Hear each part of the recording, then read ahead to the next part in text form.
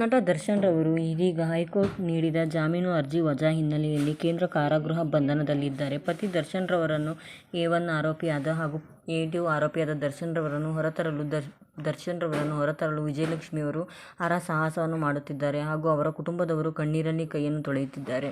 ಹಾಗಾಗಿ ದರ್ಶನ್ ರವರ ಬಿಡುಗಡೆಗಾಗಿ ಪತ್ನಿ ಹರಸಾಹಸ ಮಾಡುತ್ತಿರುವಾಗ ಮಗನ ಮೇಲೆ ಹಾಗೂ ಪತ್ನಿ ವಿಜಯಲಕ್ಷ್ಮಿಯವರ ಮೇಲೆ ಬಂದ ವೈಯಕ್ತಿಕ ಆರೋಪಗಳನ್ನೆಲ್ಲ ನೋಡಿ ಶಿವಣ್ಣನವರು ಖಡಕ್ ಆಗಿ ದರ್ಶನ್ ಅವರ ಮುಂದೆಯೇ ಒಂದು ಖಡಕ್ ಆಗಿ ಎಚ್ಚರಿಕೆಯನ್ನು ನೀಡಿದ್ದಾರೆ. ಅದೇನು ಸಂಪೂರ್ಣವಾಗಿ ನೋಡೋಣ ಬನ್ನಿ.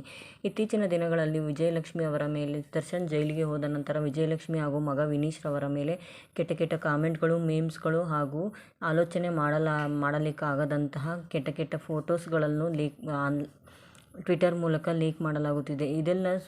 ಇದೆಲ್ಲ ವಿಷಯಗಳು ವಿಜಯಲಕ್ಷ್ಮಿಗೆ ತಿಳಿದ ನಂತರ ಅವರು ಸೈಬರ್ನಲ್ಲಿ ಕಂಪ್ಲೇಂಟ್ ಕೊಡುವ ಮೂಲಕ ತನಿಖಾ ಅಧಿಕಾರಿಗಳಿಗೆ ವಹಿಸಲಾಗಿದೆ. ಆದರೆ ಇದರ ಬಗ್ಗೆ ಶಿವಣ್ಣನವರು ಅವರ ವೈಯಕ್ತಿಕ ವಿಚಾರವನ್ನು ಯಾರೂ ಮಾತನಾಡಬಾರದು. ಆದರೆ ದರ್ಶನ್ ರವರು ತಪ್ಪು ಮಾಡಿದ್ದಾರೆ, ಆದರೆ ಅಪರಾಧಿಯಲ್ಲ. ಅವರ ಮಗನ ಮೇಲೆ ಇದೆಲ್ಲವೂ ಪರಿಣಾಮವನ್ನು ಬೀಳುತ್ತದೆ. ಹಾಗಾಗಿ ಅವರ ವೈಯಕ್ತಿಕ ವಿಚಾರವನ್ನು ಯಾರೂ ಮಾತನಾಡಬಾರದು ಎಂದು ಹೇಳಿಕೊಂಡಿದ್ದಾರೆ. ಹಾಗೂ ಅವರ ಮುಂದಿನ ಚಲನಚಿತ್ರ ಡೆವಿಲ್ ಸಿನಿಮಾಕ್ಕೆ ಎಲ್ಲರೂ ಪ್ರೋತ್ಸಾಹಿಸಬೇಕು ಎಂದು ಕೇಳಿಕೊಂಡಿದ್ದಾರೆ.